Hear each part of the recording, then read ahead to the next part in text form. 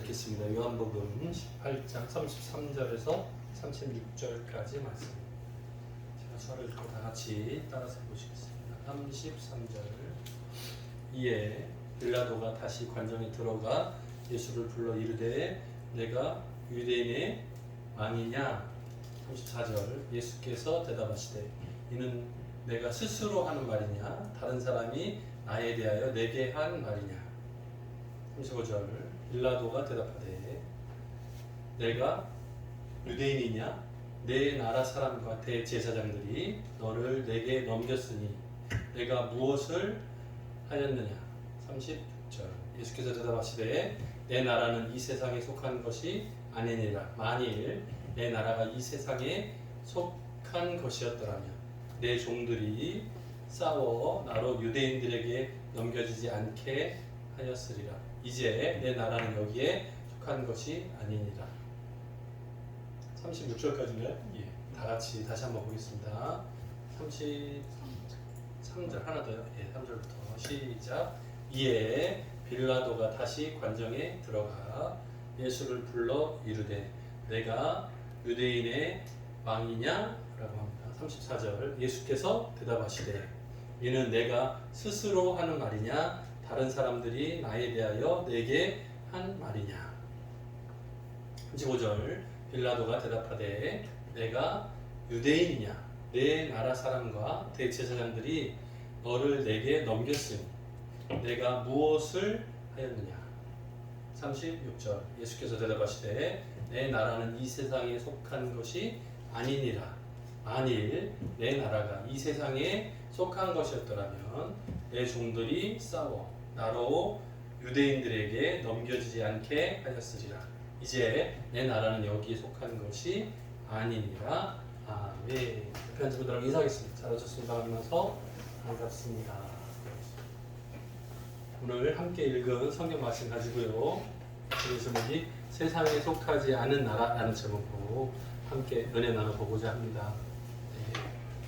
네. 나라. 여러분은 어느 나라 사람입니까? 어느 나라 사람? 대한민국 사람. 눈치를 보니까 오늘 말씀은 하나님 나라 같은데 저는 천국 사람입니다. 이럴 수도 있어요. 맞습니다. 우리는 양다리를 걸치고 있습니다. 네, 세상 육신적으로는 대한민국 국민이고 영적으로는 하나님의 나라 사람입니다. 예수님은 이것에 대해서 뭐라고 말씀하셨는가요? 기억납니까?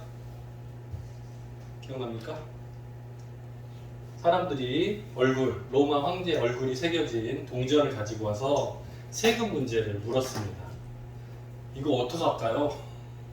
어떻게 해야 됩니까? 세금에 대하여 질문받은 예수님이 뭐라고 답하셨어요? 여기 가이사의 얼굴이 새겨졌으니까 가이사의 것은 가이사에게 로마에 바치고 하나님의 것은 하나님께 드려라. 그래서 둘 다 해야 된다고 가르쳐주셨어요. 우리도 똑같아요. 대한민국 국민으로서 세금을 내야 돼요. 세금을 빼먹으면 쫓아옵니다. 1365인가요? 어떻게 그 사람들이 쫓아옵니다. 찾아 1365 아니구나. 그건 사회공사 번호. 깜짝이야. 네네. 1339인가요? 기억이 가물가물하네. 네, 세금 추적팀이 있습니다. 네, 그 사람들이 쫓아옵니다. 가끔 나오죠 뉴스에, 그죠? 세금 해가지고 다 찾아서 한꺼번에 팍 했다고 나오죠. 하나님께 드릴 것은 하나님께, 나라에 바칠 것은 나라에게, 둘 다 감당해야 됩니다. 네. 자, 오늘 말씀에 보면 빌라도와 예수님과의 사이에서 대화하는 내용입니다. 그죠? 빌라도가 재판을 맡았습니다. 네. 내용이야 지난주하고도 연결되어 있지만 유대인들 가운데 대제사장과 바리새인, 서기관 이런 사람들이 모여서 예수님을 붙잡아다가 로마의 정치인들에게 넘깁니다. 재판을 대리 맡기는 거예요. 왜요? 이유가 뭐였죠? 기억나세요? 종교적인 법으로는 예수님을 죽일 수 없었기 때문에. 네, 이따가 그 얘기 또 나오는데 한번 보시고. 빌라도와 예수님과의 사이에서 지금 재판 역할은 누구죠? 빌라도가 맡고요. 여기 죄인의 자리에 있는 건 누구죠? 예수님이죠. 그죠? 그런데 잘 생각해 보면 누가 죄인이죠? 누가 죄인이에요? 누가? 빌라도가. 누가 심판주가 되시죠? 예수님이 심판 바뀌어야 돼요. 원래. 그런데 이곳에서 빌라도는 몰라요. 뭘 모르는 거예요? 예수님이 누구신지 몰라요. 지금 이 대면하는 것이 얼마나 놀라운 자리인지 깨닫지 못하는 거죠. 예수님을 딱 보고 누군지 딱 깨달았던 사람이 있습니다. 바로 세례 요한입니다. 세례 요한은 예수님이 요단강가에서 자신에게 세례 받으러 나오시는 모습을 보고 깜짝 놀랐습니다. 왜요?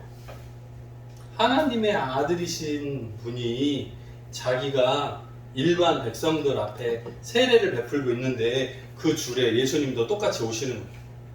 그것을 보고 이렇게 말합니다. 내가 당신에게 세례를 받아야 되는데 어떻게 당신이 나에게 오십니까? 이렇게 질문합니다. 세례 요한은 본인이 많은 유대인들에게 세례를 베풀고 있지만 예수님이 오신다면 자리를 바꿔서 내가 세례를 받아야 되는 입장입니다. 제가 어떻게 감히 예수님께 세례를 줄 수 있습니까? 이거는 말도 안 됩니다. 그런데 예수님이 이 상황 가운데서 내가 너로부터 세례를 받는 것이 의를 이루는 데 합당하다 그래서 예수님이 세례를 받으시죠. 그래서 받으세요. 자, 이거를 여기에 적용해 보면 똑같습니다. 지금 재판은 빌라도가 감당하고 있어요. 그런데 원래는 이 세상 마지막 심판날에 심판주 되시는 분은 예수 그리스도십니다. 그리고 죄인의 자리에서 심판을 받아야 되는 사람은 빌라도입니다. 그래서 이게 뒤바뀌어야 돼요. 우리는 때때로 내가 주인이라고 착각할 때가 있습니다. 그러나 굉장히 자주 그 주인의 자리에 예수님을 모셔야 될 때가 많습니다. 성경 말씀 가운데 나오는 상황들을 잘 보고 대조해 보면 예수님이 주인이시거나 하나님이 주인이실 때가 많습니다. 그런데 대부분의 경우 사람들이 잘못하고 착각하고 실수해서 그 주인의 자리에 누가요? 사람이 떡하니 차지하고 있을 때가 많습니다. 우리의 삶을 돌아볼 때도 마찬가지입니다. 자, 아까도 말씀드렸어요. 유대인들이 예수님을 붙잡아온 목적이 뭐라고 했죠? 유대인들이 고소하는 목적은 예수님을 죽이는 데 있었습니다. 자, 하나님의 아들이라고 예수님이 스스로 광고하고 다니셨어요. 하나님의 아들 되심을 처음에는 감추셨지만 시간이 지나서 때가 가까우니까 예수님 스스로가 메시아라는 걸 드러내기 시작하셨습니다. 자, 이 얘기를 듣고 이거는 분명 하나님을 모독하는 죄다. 그래서 신성모독, 하나님을 모독하는 죄라는 것을 덮어 씌워서 이거를 돌로 던져 죽여야 되겠죠. 원래 종교법에 의하면. 그런데 이런 법 시행이 불가능했습니다. 그 당시에는 불가능했어요. 로마의 압제하에 있기 때문에. 그래서 로마법을 통해서 예수님을 죽이는 방법을 고민합니다. 그게 뭐였냐면 유대인의 왕이라고 반역 죄목을 덮어 씌우면 로마법을 통해서 죽일 수 있겠다라는 생각을 합니다. 그리고 십자가에 못 박아 죽게 만드는 방법들을 계속 연구합니다. 실제로 이런 상황이 굉장히 악한 목적으로 활용이 됐어요. 대제사장과 서기관, 바리새인들이 작당 모의를 해서 만든 내용이지만 이것이 정말 신기하게 지난주에도 보니까 어때요? 하나님 말씀의 구약 성경의 예언과도 너무나 딱딱 맞아 떨어지죠. 그래서 예수님이 어떤 모습으로 마지막에 죽어야 될지에 대해서 미리 예언을 이루고 있는 것을 우리가 봤습니다. 자, 빌라도와 예수님 사이의 대화 내용을 보면 빌라도가 예수님을 신문하는 내용이 나옵니다. 신문하는 내용. 질문 3개고 답 3개면 오늘 말씀이 끝나네요. 네, 첫 번째, 내가 유대인의 왕이냐? 이렇게 물었습니다. 자, 예수님이 유대인의 왕으로 오셨나요? 맞나요? 자, 이렇게 물으면 예, 아니요 같은 느낌 들지요. 근데 항상 예수님은 누군가 질문을 받으면 전혀 다른 대답을 하시면서 네, 이 상황을 본질적으로 파헤치는 능력이 있으신 것 같아요. 그래서 대화하는 방법에서도 질문에 끌려가는 예수님이 아니고 오히려 대화를 주도해가는 힘이 있는 예수님 같습니다. 지혜 있으신 분이니까 아마 가능한 것 같습니다. 내가 유대인의 왕이냐? 이렇게 물으면 예, 아니요 이렇게 답해야 될 것 같은데 예수님의 대답은 이렇습니다. 네가 스스로 하는 말이냐? 아니면 너한테 다른 사람들이 알려줘서 물어보는 것이냐? 이렇게 확인을 합니다. 어때요? 느낌이 좀 신선하죠? 그죠? 새롭죠? 자, 아까 이렇게 하니까 말씀에 뭐라고 나왔어요? 대제사장과 서기관 바리새인들이 내 나라 사람들이 나에게 너를 맡긴 거 아니냐? 예, 빌라도가 이렇게 대답을 합니다. 네가 잘못한 게 무엇인지를 말해봐라. 이 두 번째가 그거거든요. 내가 무엇을 하였느냐? 이렇게 물어요. 그래서 예수님이 무슨 잘못을 했는지 토해내라고 요구하는 겁니다. 지금 신문하는 과정이니까. 근데 그때 예수님이 이런 말씀을 하십니다. 내 나라는 세상에 속한 것이 아니니라 이렇게 얘기합니다. 예수님이 말씀하시고 있는 나라의 본질의 모습은 유대, 이스라엘 나라가 아니고 하나님의 나라라는 설명을 하는 겁니다. 만일 내 나라가 이 세상에 속하였다면 내 종들이 와서, 종들이라는 말은 천사를 말하는 겁니다. 천사들이 와서 나를 유대인들에게서 로마 사람들에게 넘기지 못하게 막았을 거다. 유대인들이 마음대로 나를 좌지우지 못하게 막았을 거다. 이렇게 대답을 합니다. 자, 예수님이 정말로 이 세상에 속한 나라였다면 천사들을 다 동원해서 모든 나라, 그 어떤 나라로 다 막을 수 있었을 겁니다. 여러분들 기억하시겠지만 구약 성경에 나오는 전쟁 가운데서 이스라엘 백성들은 가만히 있고 죽음의 천사들만 와서 18만 5천 명을 싹쓸이 했던 적이 있습니다. 숫자가 아무리 많이 몰려와도 천사 한 둘이면 다 끝납니다. 순식간에 할 수 있어요. 그런데 그 방법을 사용하지 않으셨다는 말이에요. 왜요? 하나님의 계획을 따라가야 하기 때문에. 벌써 마지막이네. 세 번째. 그렇다면 내가 왕이 아니냐? 이렇게 묻습니다. 자, 빌라도가 마지막 세 번째 질문을 하는데 그러면 내가 왕이 아니냐? 이렇게 하면 여기서도 또 예, 아니요 하면 끝날 것 같잖아요. 그런데 예수님의 대답은 그렇지 않습니다. 뭐라 그래요? 내 말과 같이 내가 왕이니라. 아까는 왕이 아니라고 한 것 같았는데 여긴 또 왕이라고 한 것 같기도 하고 막 헷갈립니다. 내가 이 왕인데 이를 위해서 이 세상에 태어났고 이를 위해서 세상에 왔다. 그리고 마지막에요. 진리에 대하여 증거하려 함이로다. 이렇게 말합니다. 이러고 나니까 여기에는 기록이 없는데 빌라도가 뭐라고 하냐면 진리가 뭐야? 이거를 예수님께 질문한 것 같지는 않고요. 혼자 똥알똥알한 것 같습니다. 아마도. 진리가 뭐야? 그리고 나가서 관전 바깥으로 나가서 많은 사람들 앞에 나는 예수를 신문해 봤는데 그에게서 십자가에 달려 죽일 만한 죄를 찾지 못했다라고 공표합니다. 왜요? 여기서 보면 로마에 반역하는 죄를 지었다고 해서 유대인의 왕이라고 하는 사람이 있습니다. 정치적으로 자신이 유대인의 왕이라고 하는 사람이 있습니다. 유대를 다스리는 왕은 빌라도 당신인데 당신의 자리를 넘어서서 탐하는 자가 있습니다라고 누명을 씌운 거거든요. 그런데 예수님이 설명하는 내용을 보니까 뭐예요? 이 세상에 속한 나라가 아닌 종교적인 세계인 거예요. 또 빌라도가 믿지 않는 신앙하고 아무 관련이 없는 하나님의 나라. 빌라도는 그것에 관심이 있어요? 없어요? 없어요. 그러니까 뭐 하고 있어요? 재판을 하고 있어요. 만약에 빌라도가 믿음이 있는 사람, 하나님에 대해서 아는 사람이 알았다면 어떻게 해요? 나는 죄인입니다. 나를 떠나소서 이렇게 했을 거예요. 그런데 어떻게 해요? 본인이 재판을 마지막까지 진행합니다. 그리고 하나님의 아들이신 예수님께 계속해서 신문을 합니다. 질문도 합니다. 하나님의 아들이 누구신지, 예수님이 누구신지 알았다면 불가능하지. 모르면 용감하다 하는 말이 있습니다. 잘 모르면 몰랐으니까 그냥 나중에 알고 보니 으아?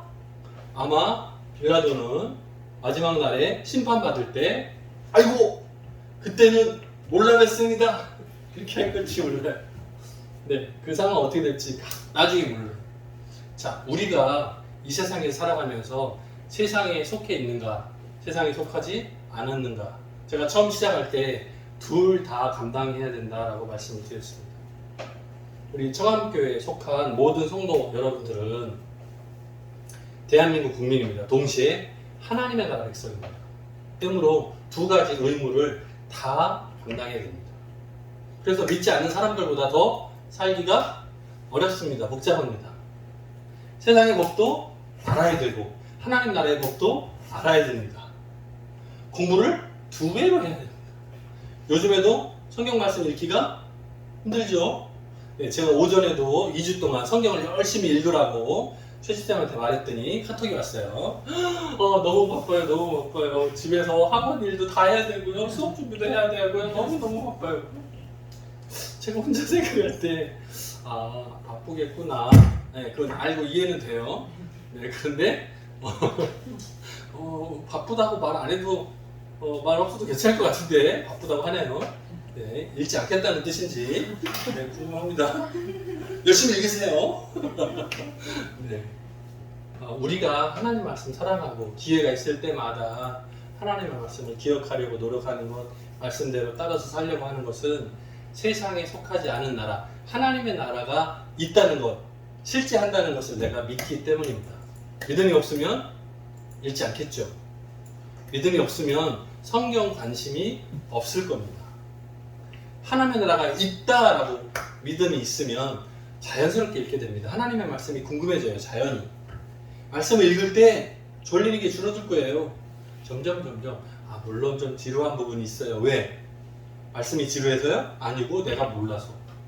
잘 모르면 어려워요. 어려우면 안 보여요. 읽어도 읽는 게 아니에요. 그냥 페이지를 넘긴 것에 만족. 내가 읽었어. 알아가 아니고 읽었어.